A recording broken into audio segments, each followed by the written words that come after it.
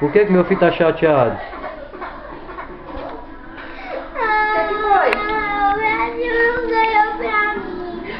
Mas ele tá ruim, o Brasil.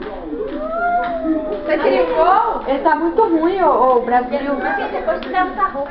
Porque o Brasil tá chato. Olha lá, tá... Ele perdeu? Mas ele vai ficar forte. Ele perdeu? Hã? Ele vai ficar forte. Vai ganhar. O Brasil não vê.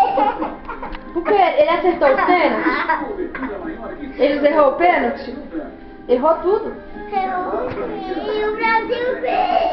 Eles são muito ruins, eles erraram tudo. Eles não ganhou nenhum pênalti. Nós vamos dar uma surra neles. Eles não ganhou nenhum pênalti. Fala aqui pra eles, briga com eles aí, porque eles vão te ver. Fala pro Brasil era pra você ter ganhado, fala. Ah, vocês estão muito fracos. Era pra você ter ganhado, fala, eles perderam, Breno. Você tá rindo do quê? Você tem que chorar. Breno, tem que chorar.